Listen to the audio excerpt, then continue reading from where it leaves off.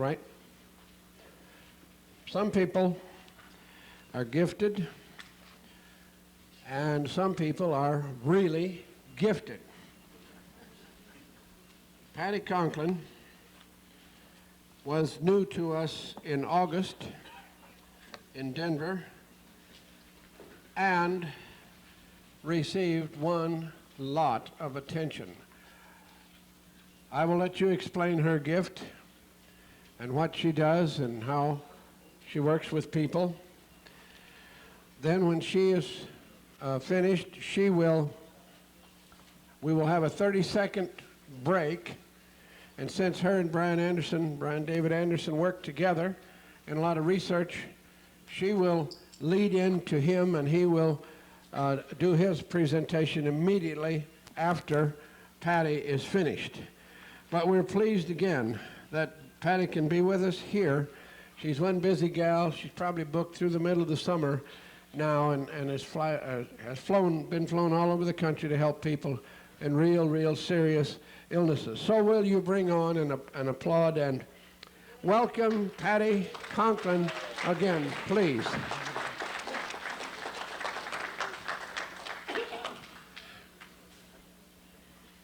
Thank you. Thank you, Dean. Hi, folks.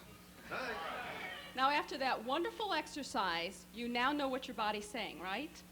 How many of you are feeling just a little bit of a twinge of an ache from doing that exercise?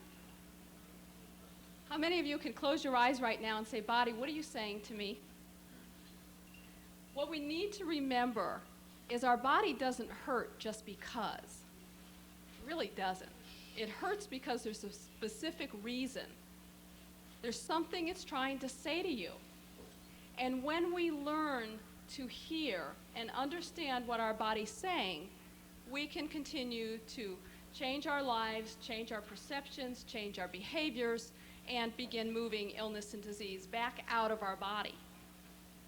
Now, when I was 5, I realized that I was looking at things that other people weren't looking at in my family. I remember clearly my mother saying, well, your grandparents are coming for dinner, so set 2 extra places at the table, and I was 5. And my grandparents walked in the door, and I looked at my mother, and I said, but there's 5 people here.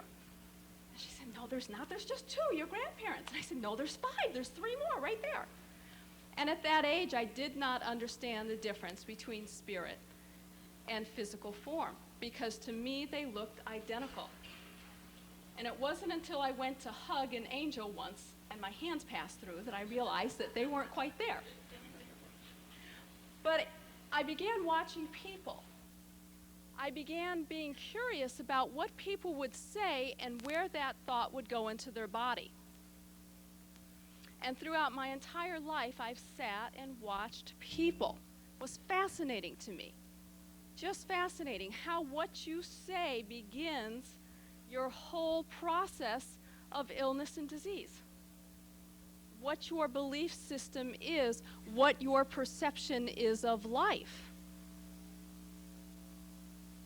And I began really looking at theories of why this takes place, why what we speak goes into our body, and I finally began to understand that, you know what, we're all vibration. You really don't exist, Frank. You really don't. You may think you do, but you really don't. Because we're vibration and geometry. We are just a massive vibration that's in a dense form. And everything you speak is in itself a vibration. And it goes into the cellular body of your whole being and stores there. Now, as I said, I watched people for a long time, and when I was 12, I was talking to a teacher about my intuition, how I could tell when somebody was going to die, how I knew when they weren't feeling well.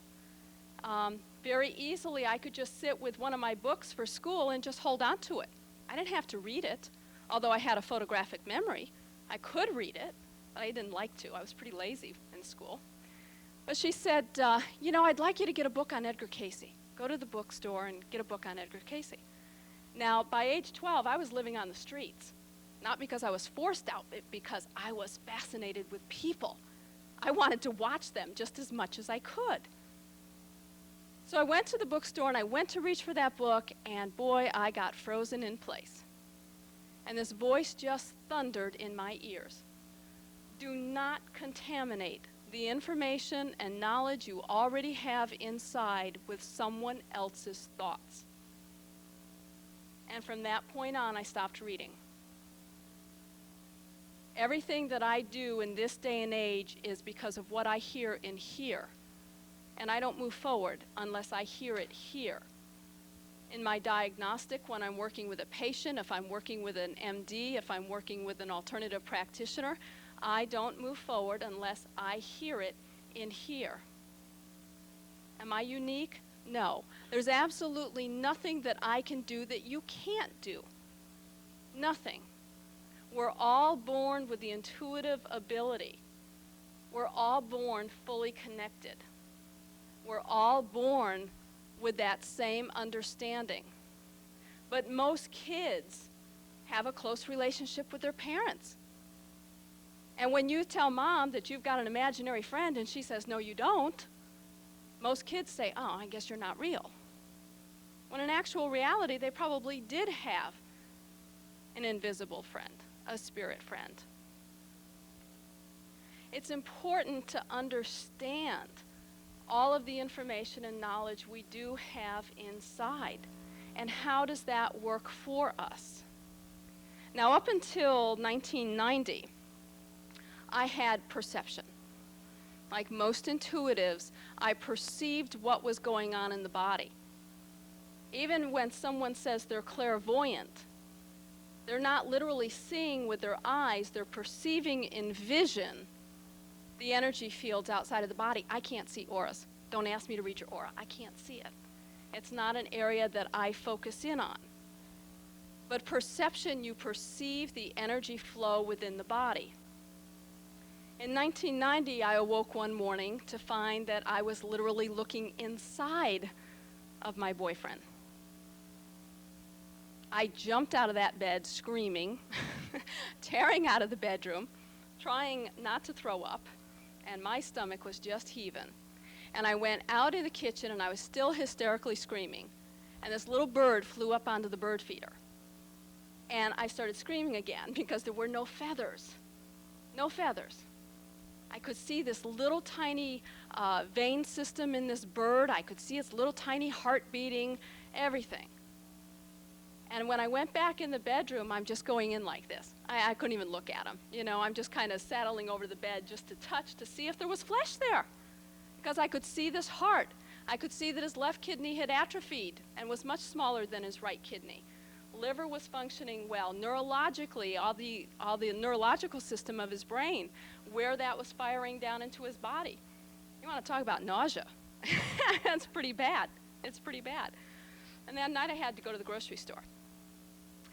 And I got to the grocery store, and I'm walking along, and I look at this young man. He's probably 22, 23, and his heart was all plugged. Already, the arteries were already full. And there was a spirit walking with him. And the spirit looked at me, and he said, will you talk to my son, please? And I said, what am I supposed to say to him? He said, you can see what's going on with his heart. Tell him. So I walk up to this poor kid, and I said, you know, you got to stop eating this way. And he kind of looked at me, and he said, excuse me? I said, you know, you're going to die just like your dad did. And he looked at me, and he said, you knew my dad? And I said, no, I didn't know your dad. But your arteries are already getting full, and he really needs you to change your eating habits. Your dad is telling me this. And so this kid's just white, you know, and he takes off, and he starts putting back all the meats and cheeses and all the horrible stuff and bringing in his vegetables and so on. And I walked out of the grocery store, I remember so clearly, and I'm like, Patty, get a grip. You cannot spend your life walking through, just walking up to people, telling them what's going on, because I really believe that unless someone comes to me and asks, it's not my place to give information. Make sense? And so what I began in 1990 was this continued evolution of sight. So that now, it's very difficult for me to see flesh. I see the vibration of each individual. Now, I work with individuals all over the world. Last week, I worked by phone by an individual from Hong Kong, one from Israel, one from Hawaii. And it doesn't matter where you are, it's like you're sitting right next to me. And in reality, it's easier for me. It's much easier for me to talk to you across the world than it is for you to sit next to me, because I don't have to go through your energy field when I'm on the phone with you. Okay? I can just look. Or a doctor can give a call from anywhere in the world and say, I've got this patient, we've done MRIs, we've done CAT scans, we've done blood work, we don't know what's going on. Now, what creates an illness and disease in us? What is it? Well, it's being out of balance. It's being out of balance, and it's understanding that what you've said throughout your lifetime and what you've thought helps create the manifestation of that illness and disease. I'll give you a perfect example. A gentleman had driven up from Atlanta about a year ago, and he had a very heavy pressure on his liver. And he said, it feels like somebody's just got their hand on my liver. And he had CAT scans, he had MRIs, he had the blood work. Everything was coming back normal. But he was very uncomfortable, and it had been taking place for 2 years. Now, when I start doing a session with somebody, I say, talk to me. Give me your life history. Because as they start verbally speaking to me, your body starts giving me its own story. And guess what? Most of the time, they don't match. Because you will remember what you want to remember, but your body can only record accurate memories. It does not have discernment capabilities. And so it can only record within the cellular body. And so I said, start telling me your life. And he started talking, and he got to age 16, and he said, you know, I was captain of the football team, and I had my own car, and I had a girlfriend, and my parents were fantastic, and life was great, and 17 was just a duplicate of 16. And as I sat there and looked at him, see, this is what makes my job fun. I don't have to guess, because his liver wrote, right across his liver, there were words that just raised up saying, ask him again about 16. So I said, so tell me again about 16.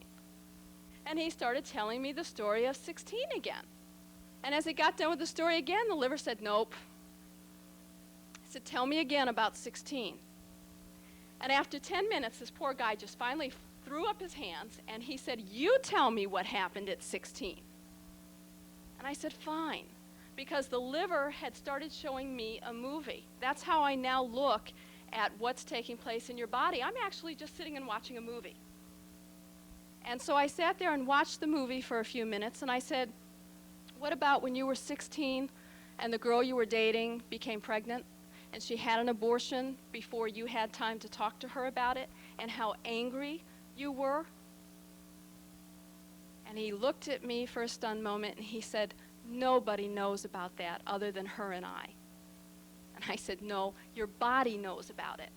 And what took place was 2 years ago, your sister had an abortion before you found out about it. You found out after the fact. And that began the triggering of the memory that was stored of all that anger that was stored in your liver. And she's pregnant again, and she doesn't know whether or not she's going to keep this child, and so your pain is increasing. And understand what's really taking place is the body trying to rid itself of an emotional core. And so for 10 minutes, we sat and worked color through. Now understand that there's really only 2 ways to move a vibration through your body as we know now. We know color and tone create a vibration, but only your body knows the exact frequency that it needs. No one can tell you that information, but your body knows it. And so I had him ask his body, what color do I need to release the anger in my liver? Because your body is an extremely literal being. You know why so many people get so much sicker when they have cancer? Is because they get up in the morning and they obsess about it.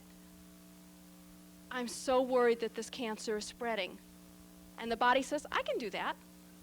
Because it doesn't know that you don't want it. It does not have discernment capability.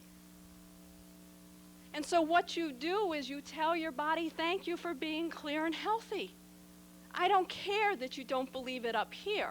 I don't care that the test shows something else. It's the energy that you're speaking that goes into the cellular body that helps change the frequency of your body.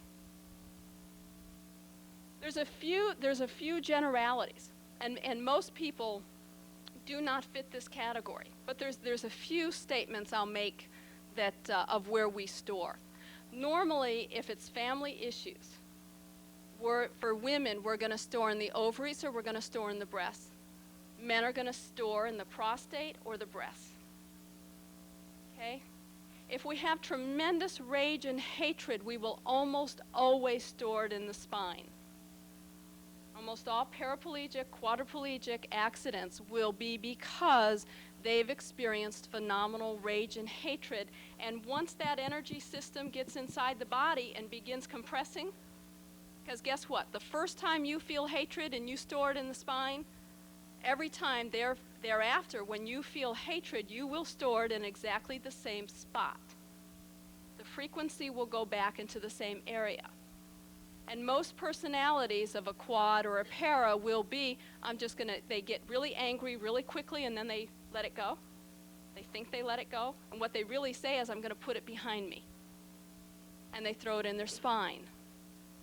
And so then the day comes when they have an accident, and because there's the energy compression there, that's what's brittle and that's what will break. But for the most part, your thought process, your words will store in the weakest part of your body at that given time. How many of you have gotten into an argument with somebody and you walk away from the argument and you feel like a little twitch in your thigh, or maybe your stomach gets a little agitated? You just stored that memory. You just stored it. And so it's a process when I work with individuals with a terminal cancer or with AIDS, to help them understand that it's not just enough to go through the medical practices that they're doing. And by the way, I am very supportive of Western medicine as is Eastern medicine. I believe that we need to have a blending of the two. Not one is correct over the other. They're both correct. It depends on what the body needs. And if I'm working with a cancer patient, I was working with a lady in Florida with uterine cancer. And she had talked to her Western practitioner and she had spoken with her Eastern practitioner. Need a different mic? It's much better, but You want that one? Oh, now we're really in. See if I can blow this one. Okay. Thank you. You're welcome. Okay, so she had spoken with her Western practitioner and her Eastern practitioner, and she couldn't make up her mind. Because you know what? Your mind can really help confuse you, you know? Really help confuse you. What do we do when we analyze something or when we're not sure? We'll ask somebody else's opinion. And we'll ask 10 different people's opinions and get 10 different answers, and then we're more confused than ever. But if you go inside and ask your body what it needs, and this specific lady, the body said very specifically, it wanted 1 round of chemo, 2 rounds of herbal IV, 2 rounds of radiation, 1 more round of chemo, and 2 more rounds of herbs. She followed it. She's cancer-free. Why?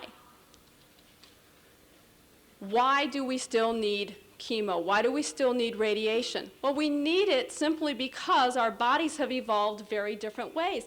If you're a 5-generation vegan, your body type is going to respond totally differently than someone who's eaten meat all their life, has a heavier body type, a heavier physical type, may have had chemicals in the family for a long time. Your body's going to respond differently. So there's no one sitting out here that can tell you absolutely what you need that's going to cure you.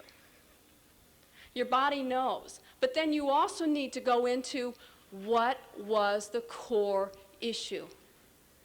all illness and disease begins in an emotional, psychological, or spiritual core. There's no way that it doesn't. Does that make sense? Something took place. Does it have to be traumatic? No.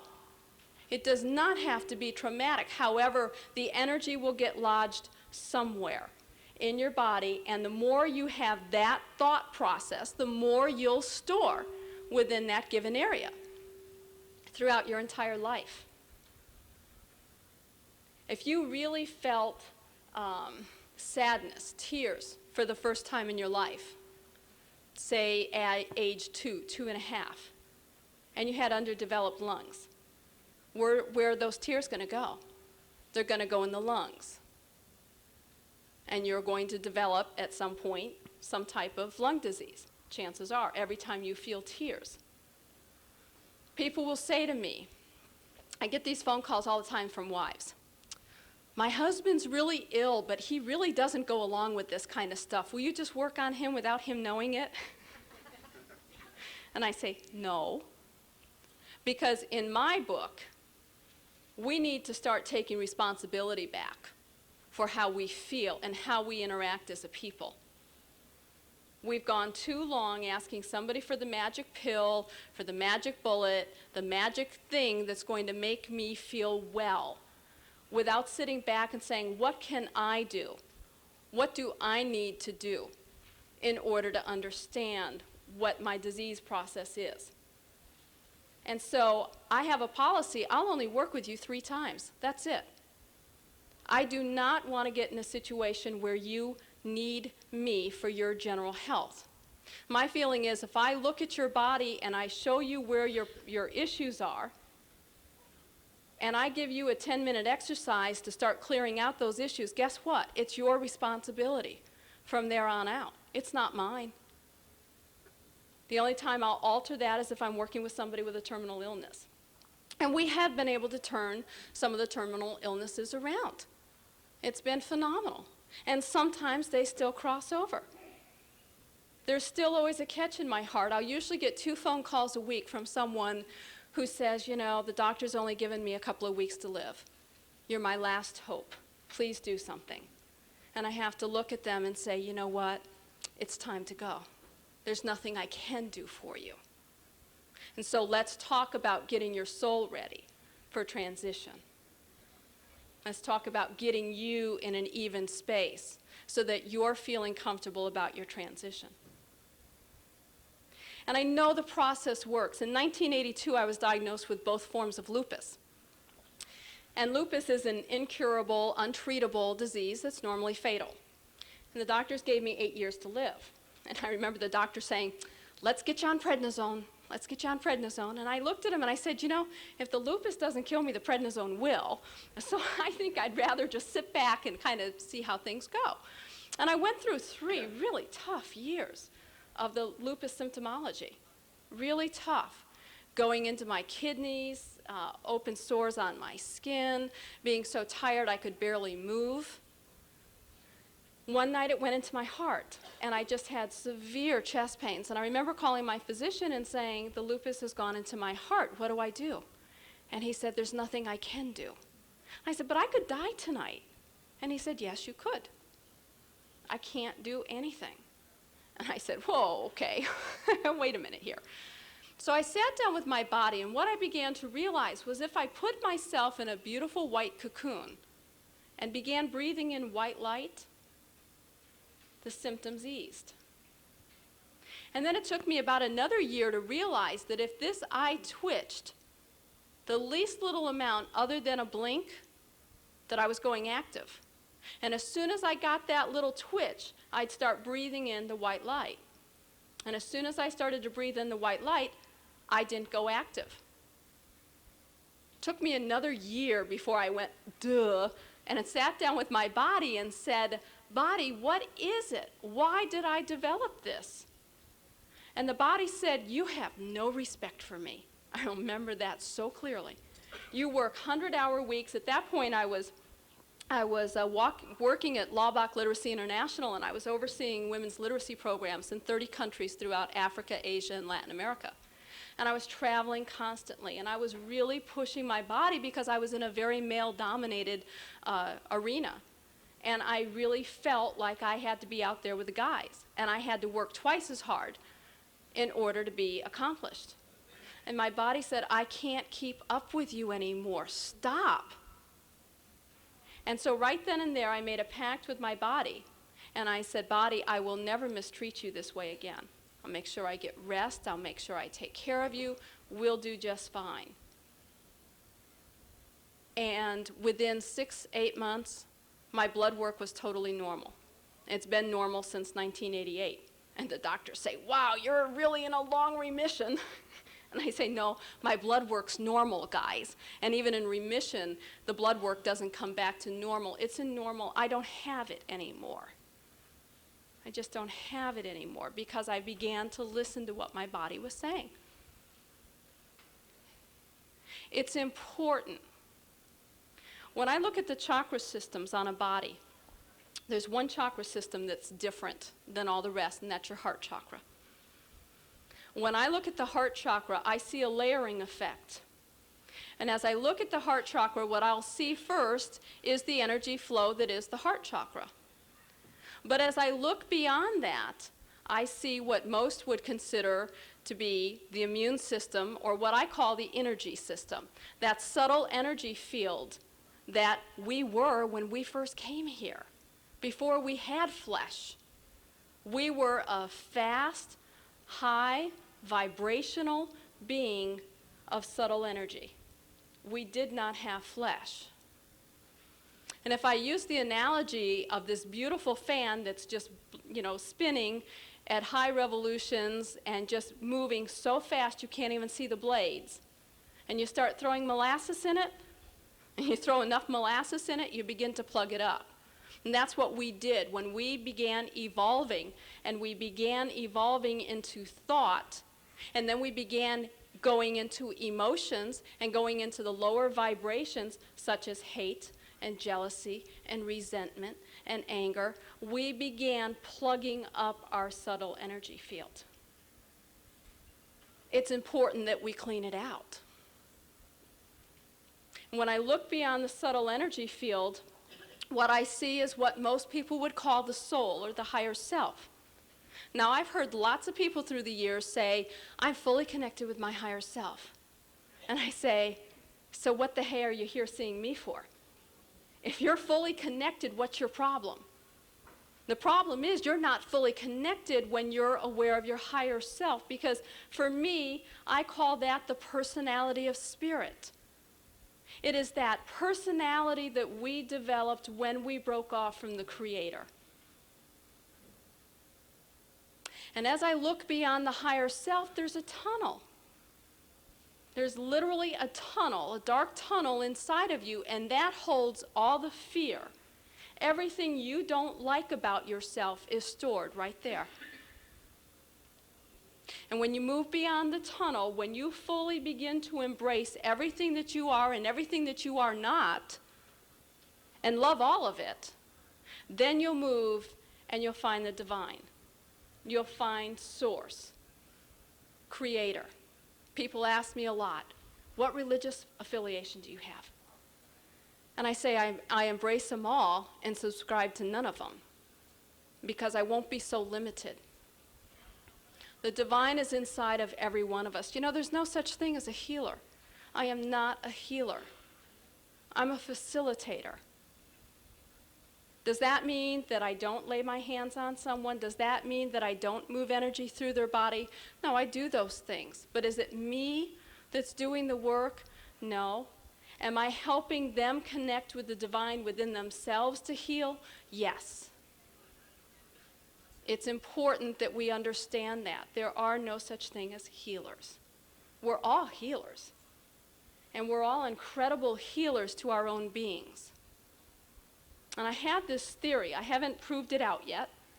But I have a theory that when we have a near-death experience, we're literally going through that tunnel to the divine within our body, not outside of our body. And we're making a conscious move in to reconnect with the divine, because the divine is within and not without. And the other thing that's really interesting to me in the years of research is that I've been working with multiple personalities over the last couple of years. And when I see an individual with a multiple personality, it's actually a piece of their soul that fragmented at some point in their life or a prior lifetime and is hidden within the cellular body. And I had an MD from Los Angeles call about 2 years ago and say, I've been working with a woman with 21 multiple personalities. She's been in therapy now for 10 years. We haven't been able to do anything in terms of reintegrating these personalities. What can you do? I said, hey, I don't know. Let's get her on the phone. And so as I began looking at her, I began seeing these tiny little shards of what looked like glass hidden. And I said, wow, this little piece of glass right here keeps calling itself the Amazon. And the MD got on and he's like, that's what she calls it, is the Amazon. And I said, oh, and then there's a little girl hiding behind the wall. She's aged 2 and 4 months. He's like, uh-huh, and we call her the little one that hides behind the wall. So we started picking out all these fragments, and finally I said, okay, let's begin a vibrational process. What color does your body need to begin moving back the fragments back to the soul? And so she came up with a series of colors. Now sometimes the colors switch very quickly because what you've got to remember is that every time a vibration goes through even one cell, you're changing the vibration of the whole body. And so the colors may come very quickly, and colors in my work have no emotion. When people have stuff that they really have to move, they're going to be moving a lot of times black, because black has an incredible vibratory process, and it will clean out so much stuff. So don't go into fear about what color you're moving. But she began moving these colors through, and in the first session, we moved back 17 fragments. And in the following week, she said the remaining fragments kept saying, when are you going to talk to that lady again? We want to go home too. And we did a session the following week, and we moved back the remaining 4. Never heard a voice since. Never heard a voice since. She needed more therapy. She needed more counseling. After we got done, probably as much as when she was trying to integrate the other personalities, because all of a sudden there was silence inside of her, and she didn't know what to do with silence. It was terrifying for her, but she's worked through it, and I saw her last year when I was in San Francisco, or Los Angeles, and she's doing wonderful. Okay? Does that make sense? You need to understand what your body's saying to you. And for those of you who are feeling a little bit of ache and pain right now, simply put your hand on that area, allowing yourself to just move a little energy into there, just simply by holding your hand, and ask your body what it needs to say. Don't analyze it. Don't analyze it. I'm very analytical. But when I'm told something from here, I follow through with it instantly. I never stop to question it. I follow through instantly. But you know what? I may analyze it for the next 2 or 3 days to understand why I did what I just did, because I love to analyze. So I'll stay in my left brain process until I understand what it is that I need to know. Trust what your body's saying, because your body truly does know, and it doesn't matter whether or not it makes intellectual sense to you at that given time. You need to understand what it is it's saying. Is there anybody with an ache and pain that wants to stand up real quick, and we'll look at some core? Vicki? Okay, so where's your ache and pain? The spine? And hip? Left hip? Yeah, okay. And so if you closed your eyes right now, and that's important too, closing your eyes takes you out of left brain process and puts you into right brain process.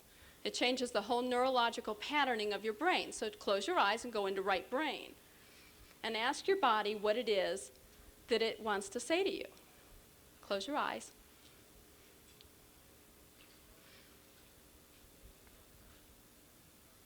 Okay. Did you get anything? Get off your feet. Well, that could be there too. Okay. So when I look at Vicki, what I'm seeing is the origin of her spinal pain is truly in the left hip. Okay? But is her core issue in her left hip? No.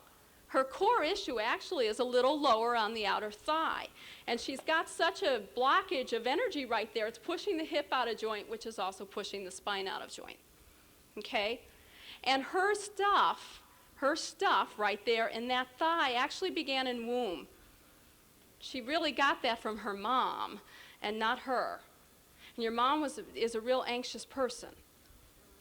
And during pregnancy, highly anxious. Highly anxious. Huh? Yes. Okay.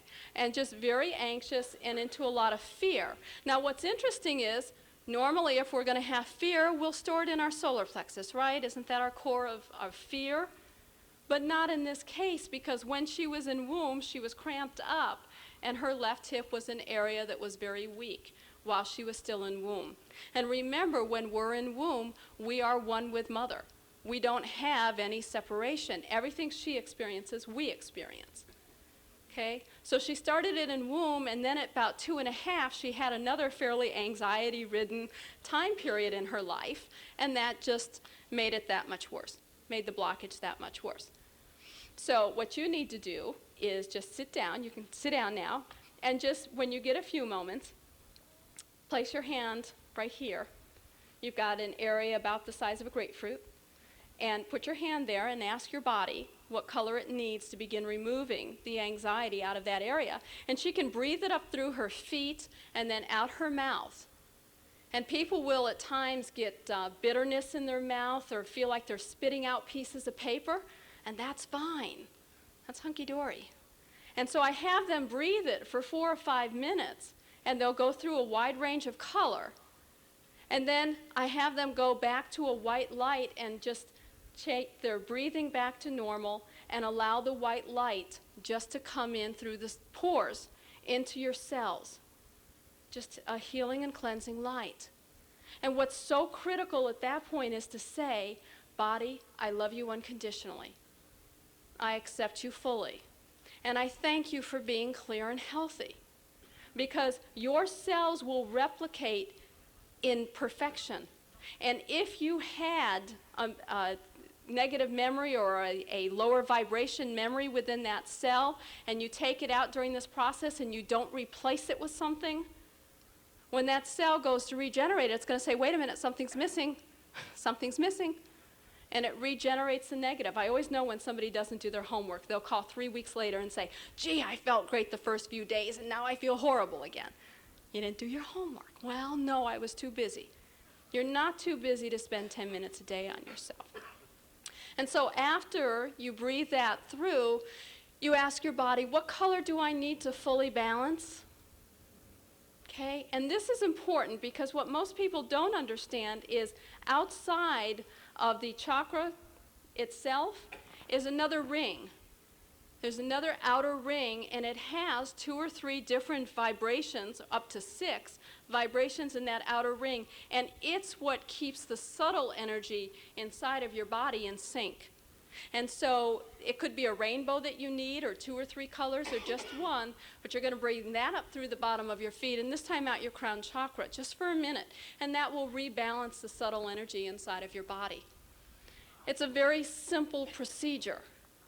It's not always easy, but life is extremely simplistic, and we make it complicated.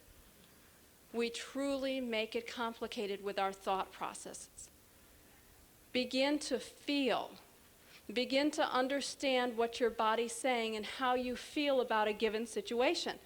You know, if I sit and look at my finger long enough, I could convince myself it was purple. I mean, really? But no matter how many times I ask my body, it's not going to agree that it's purple. Because my body only knows truth. It only knows the literal truth, not something that I manufacture up here. Okay? I want to talk to you real briefly because I think I'm running out of time here. About 6 minutes. 6 minutes. There's some wonderful new technology out there today. And Dr. Bart Flick, who hopefully will be at the August Congress, has spent the last 20 years traveling the world, going into every tiny little village imaginable, and talking to shamans and energy workers and witch doctors and just everybody he could connect with to begin understanding energy. Now, this is an orthopedic surgeon and just ended his practice about 6 months ago, took a leave from it, because he truly is in the forefront, I believe, of understanding that energy is the most important thing because it is our vibration, right? I mean, we need that vibrational process for anything. And so he developed a surgical dressing called Silverlawn. And he's been doing test studies for the last, 5 or 6 years now, I think, in his practice. And I was brought on board because he was making a 2-layer dressing. And he showed it to me, and he was so proud of it. And I said, why are we only doing 2-layer? He said, well, why would we need more? And I said, well, because when we're looking at a 2-layer, we could be doing facial cuts, plastic surgery.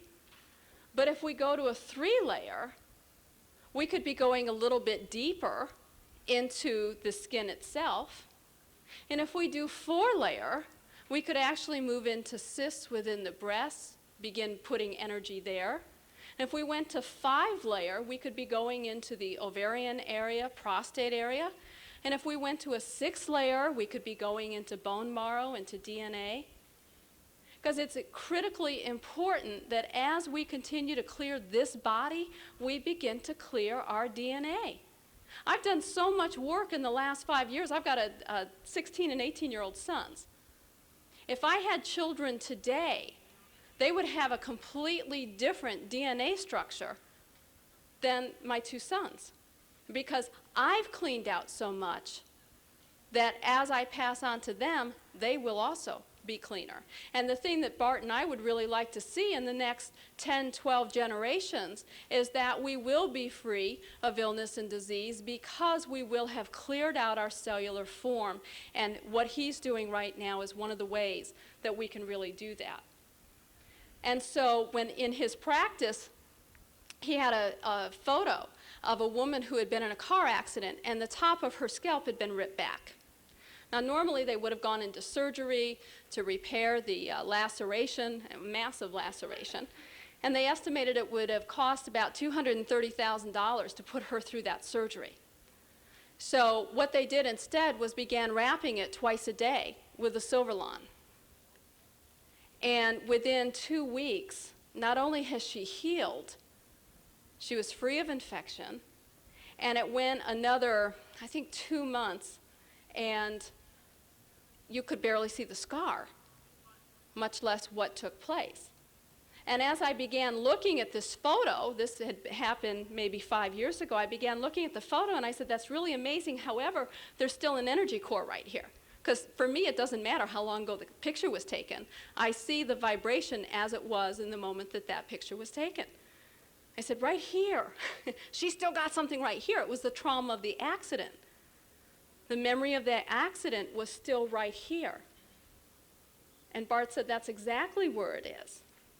So what do you think we ought to do? And we brainstormed for a little while, and we started talking about Brian's invention, the quantum disk. And I said, how about if we put the quantum disk on that wound area?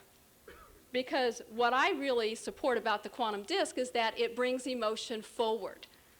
A magnet's just going to bring energy through a blocked area. It's not necessarily going to take care of the core issue. The quantum disk is going to raise the emotional base and make you aware of what it is you've stored. So I said, we'll just put that, and then we'll give her a color tape, and she can listen to that, for 10 minutes twice a day, and see how it moves. And so we've been playing with different ideas of how we can incorporate some of the new technology that's been coming in And never underestimate what you can do, not only for yourself, but with your heart chakra. Our heart chakra has such a phenomenal, pure innocence, energy, vibration, that if all of us realized that if we opened that up and truly came from a space of unconditionality, how different we'd make our world. Instead of coming from fear, come from a place of opening up your heart chakra and coming from a space of love and understanding that everything's going to take place the way it's supposed to anyways, right? We really don't have control of that. And one thing that we started experimenting with, and Brian experimented about a year ago, was that he could change liquids at a distance. He could open up his heart chakra, and he did a radio show in San Diego with somebody in New Zealand, and changed the liquid in New Zealand at that time. And so Brian sat and taught me how to change the liquids. So then I started playing with it a little bit, and I was sitting in my kitchen, and I sat there with a glass of milk with my sons. I said, hey guys, watch this. So I zapped it, and it became very sweet. And Daniel said, wow, it's so sweet. And I said, yeah, isn't that great? And I said, now watch. And I turned it into sour milk. Turned it into sour milk. And then I reversed it. So as soon as I reversed it, then I showed Brian, you know what, you can reverse this stuff. And he said, no, you can't. I said, yes, you can. So we had fun with that. But I'd like to introduce to you Brian David Anderson. Brian